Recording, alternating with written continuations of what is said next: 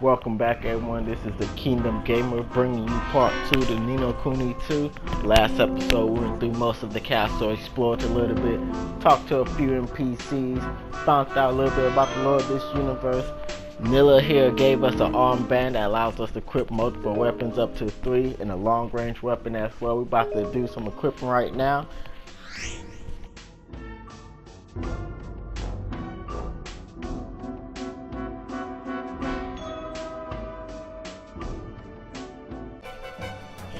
So right here we got our symbols. They're gonna let us know what each symbol means. They're basic JRPG stuff, so we're gonna summarize what each one's do. We got our melee attacks, our range attacks, our magic abilities and attacks, our physical defense, our magical defense, basically how much damage we're gonna take when somebody throws something magical at us. I'm curious, does that include our range attacks as well? Like if someone shoots me with a gun, would that go into our physical defense or our magic defense? Seeing that it does use mana, then again it's not a spell, so basically probably just stuff that uses actual magic and not magic based like our infinite bullets. Alright, right here it's telling us about how we're going to switch weapons on the fly. Really excited about that. Talks about the Zing gauge, but doesn't tell us much about it. That kind of sucks. Letting us know that we can switch, that the game can switch it for us, or we can switch it by ourselves, or we can semi-switch it by ourselves. We're gonna go ahead and switch this manually. We're gonna do this completely by ourselves, no help from the game, so we can keep our combos and have our options more tuned to how we like it. I'm trying to find out how to change that now. Right here is going over what I said at the beginning of the last episode, how we can change our difficulties during the game, and how the harder the difficulty is, the better gear and loot we're going to pick up, which again brings up the same question. If I change my difficulty right before I open a chest, will I get a better loot, or would it be the same loot from before, seeing that that's the loot that popped up prior to me changing the difficulty? And at the same time, can I like change my difficulty mid-fight? Like if I'm fighting someone and they're about to die, can I switch to the expert and then get that last hit and drop a better loot box? This is exactly why I don't like,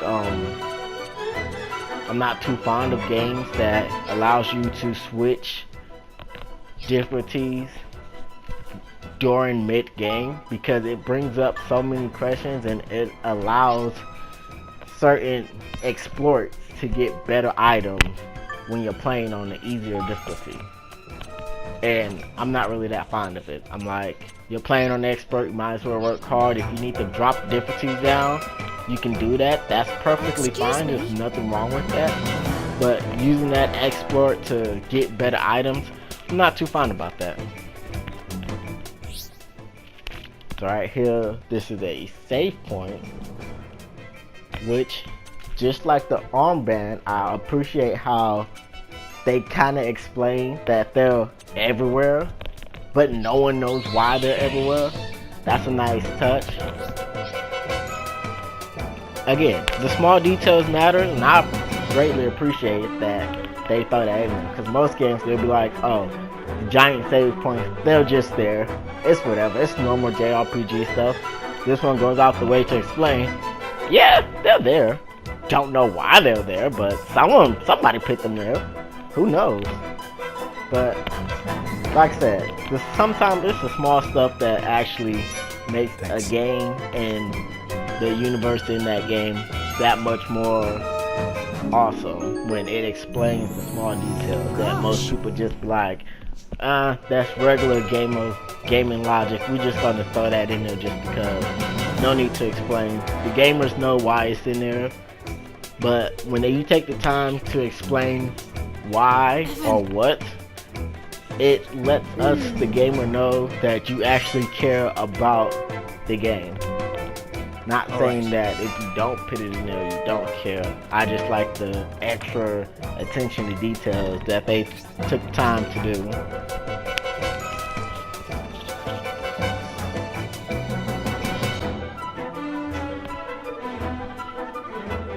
Looks like we got a bunch of guards right here.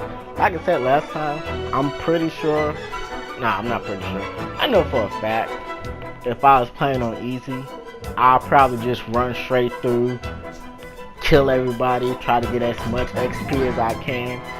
But since I'm playing on expert, I'm gonna play it safe. I'm gonna try to go around everybody without getting caught. Might be kind of tricky, seeing that that guy's not popping up on my map, but that's fine. I can see him from right here. Good thing they don't kill us down, because that would have been horrible. Alright, see, now I gotta check around the corner, because again, I'm too far for them to show on my map. I don't want anybody to accidentally see me as I'm walking through the door. That would suck.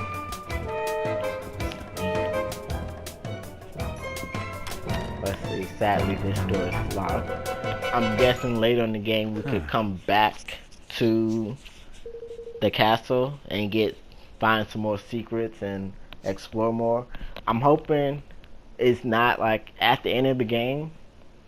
That'd be kind of cliche, but then again, a secret passageway hidden in the bookshelf is highly cliche. I'm like, it's not even that the secret passageway is hidden in the bookshelf. Gosh. Not surprisingly, this one is, but it's always something to do with a bookshelf. Like, Now. see the passageway is in the bookshelf, in which case you have to move a book or push a button to open it, or the bookshelf itself is the key to open it. I'm like, why not switch it up? Why not use the mirror or something, or the fireplace, or even have a button you push on the wall to open up a ground floor level that goes below the fireplace? Why does it always have to be the bookcase? Like, wouldn't that be the first place someone would check? The bookcase and be like, oh, there's a secret passageway? Check the bookshelf. Check every bookshelf. There's a secret passageway somewhere in a bookshelf. Just check them all. Like, literally, it's always in a bookshelf.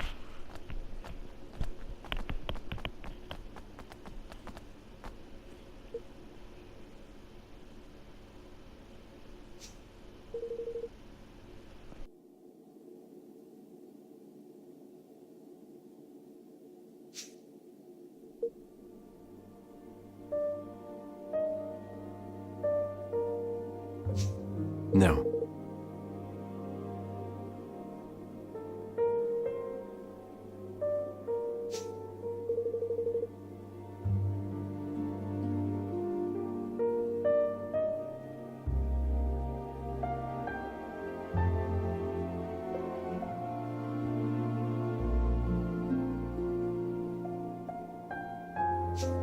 Yes.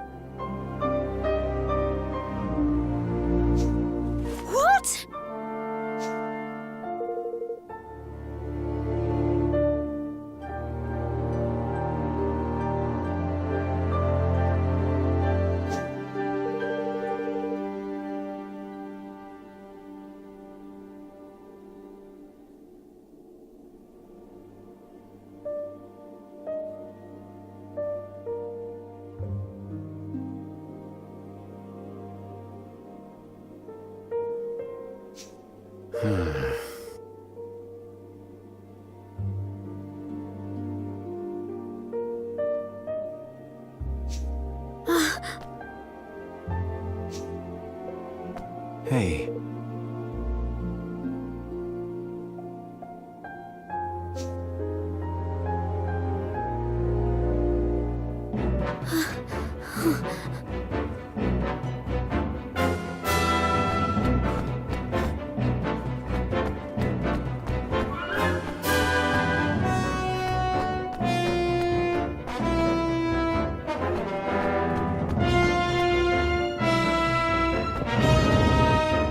Look at that. So it seems like we have successfully made it out the castle. Now we're in the Ding Dong Well. Guessing this is like the sewage area. And there's monsters here too. How convenient. I don't know why I thought it was gonna be that simple. Alright, so it's telling us about the battlefield. Seems like it's a giant field that we can fight in. A visible wall that we can run into, and if we run into it long enough, we can escape. I feel like I've seen this emulated in a different game before, but I can't put my finger on it. Kinda mad that it blocks off that item right there. But I'm really liking this NPC. She's actually putting in work, not like other NPCs that just do a little damage. No, she's actually attacking, destroying enemies before I get to it. I'm loving this already. Most games don't have that. So I picked up a new weapon. Let's check it out and see. Ooh, this does slight chance for poison the enemies. Oh snap! I'm gonna have to. This might be my main weapon at the moment. It does the most damage and have the highest magic as well. I don't have any magic attacks, but hey, never know. Might come in handy. I might get one soon. Let's see. I also have slight damage boost versus solid monsters.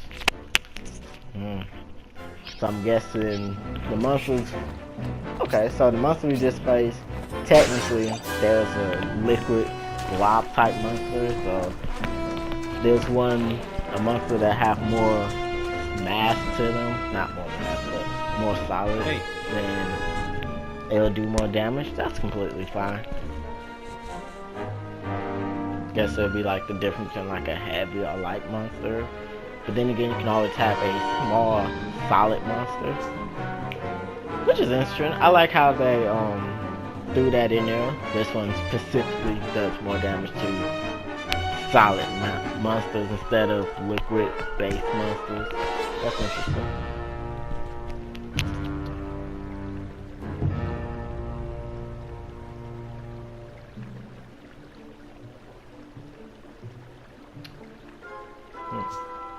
So now she's about to give us a skill.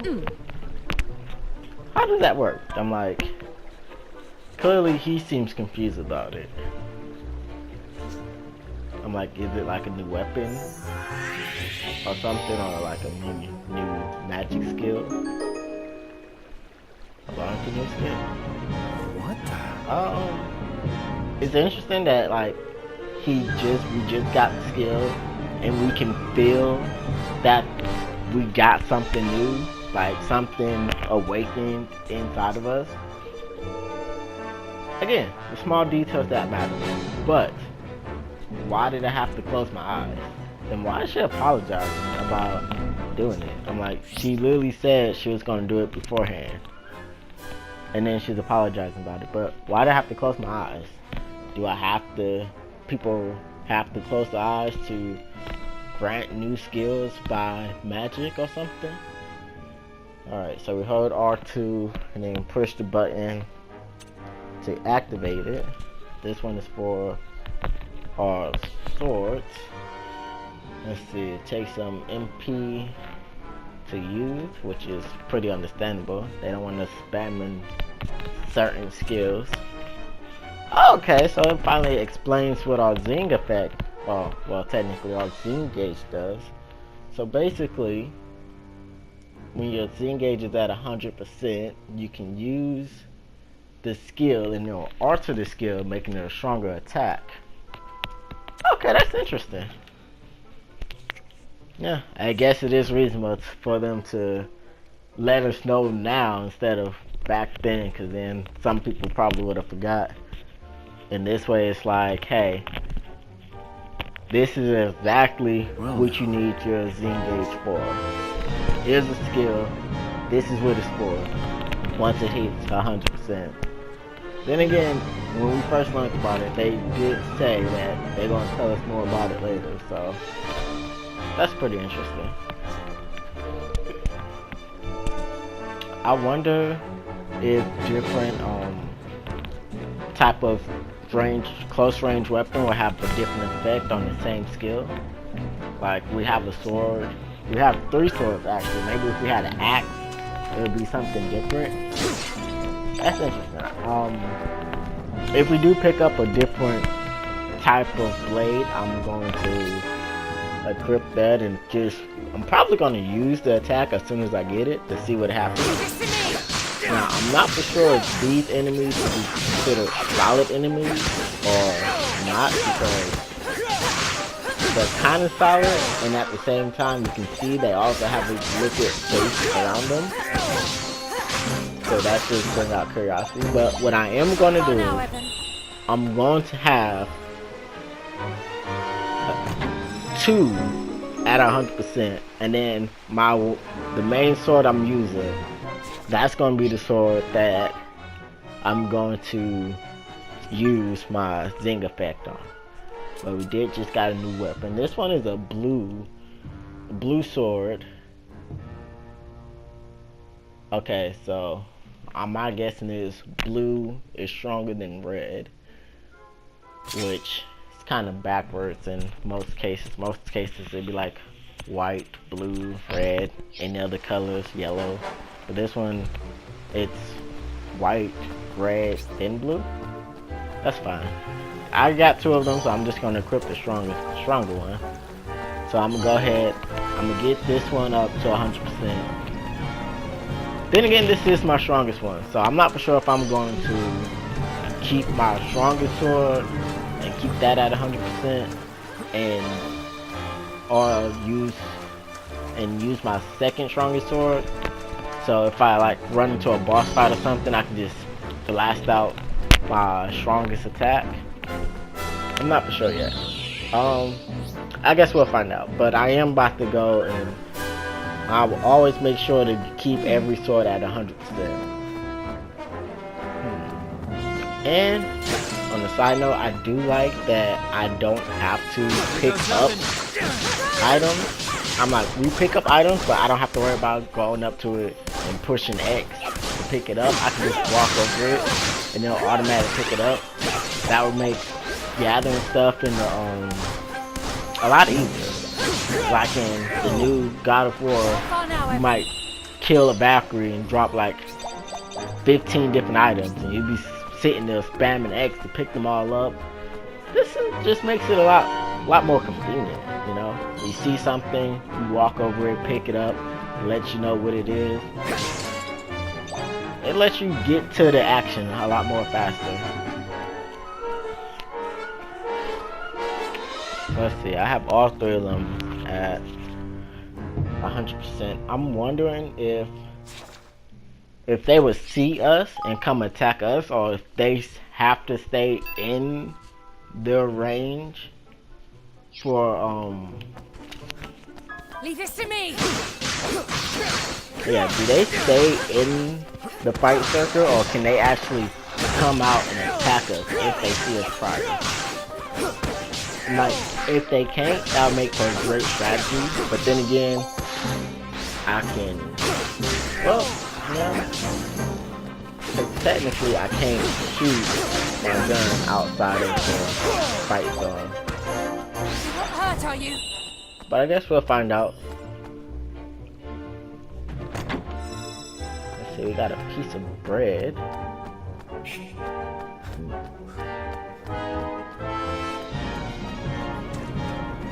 Got a couple of enemies over here.